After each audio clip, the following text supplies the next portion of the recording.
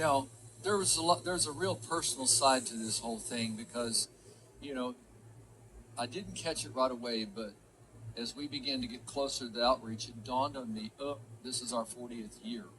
And then I did a little message here. I didn't realize there was so much 40s in the Bible. So many 40 this, 40 that, 40 this. I mean, it's just full. You could go for 3 days on the different aspects of 40. But there was a special thing that happened with me. First of all, Phil is one of the original Go to Mardi Gras with us guys. He's back in our heyday of hundreds of workers when 750,000 people were in Mardi Gras and we were down there. And some of it we may need to repent for because we'd go down on the Strand and I mean, we lit that place up and we had a few of our guys get arrested. I mean, in those days, we just didn't care. So, but it's good to know the cops. I mean, we're all local, so we said, they're good kids, cut them loose. The DPS had 2 kids down there handcuffed with those tie wraps on there and fixing to haul them off the paddy wagon. And I called Pastor Dowdy on the radio. So, Pastor, please come down here and get these kids cut loose. I do not want to have to go pay to get them out of jail because they were just preaching their hearts out on the Strand. And so Dowdy came over there and just shamed those officers. Shamed them. Uncut these kids out right now. You got plenty of crime and you're not arresting some kid street preachers. So they cut them loose with their knife and let them go. So, anyway, it was really cute. I said, so anyway, I probably need to be real quiet about that stuff. So, but also on top of that, ice cream on my cake was Michelle was the one that kind of orchestrated her dad coming. She's the one that said, is it okay if we come? And I think they bumped me before, but, you know, it's like life. You didn't hear from them again, but she kept it up.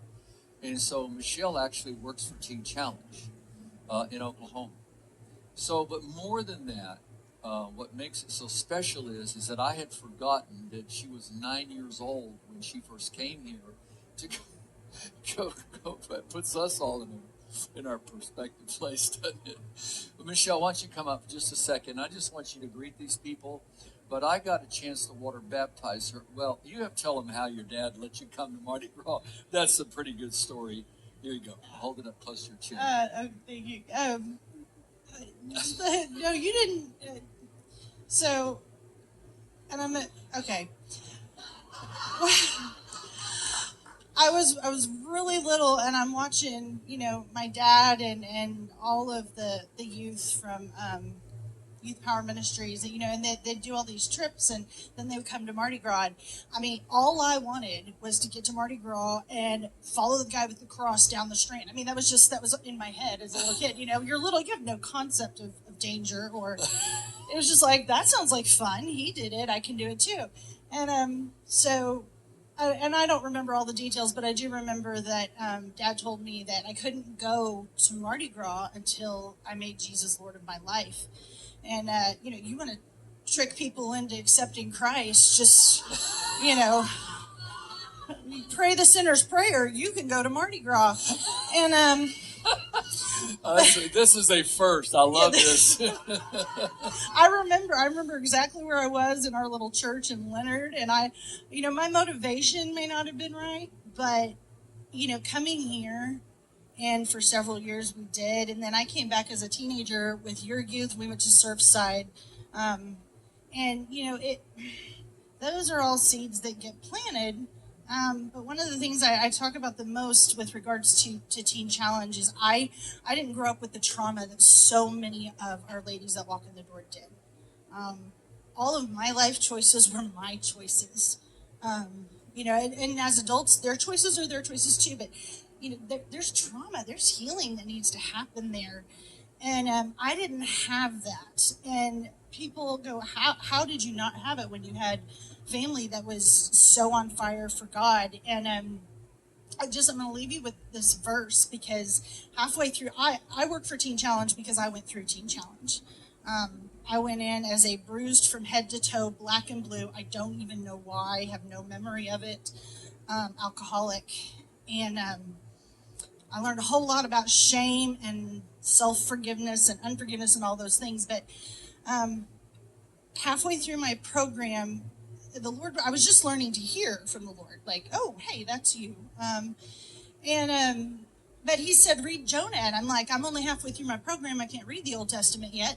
And he said, no, you need to read Jonah. So we were in quarantine for COVID.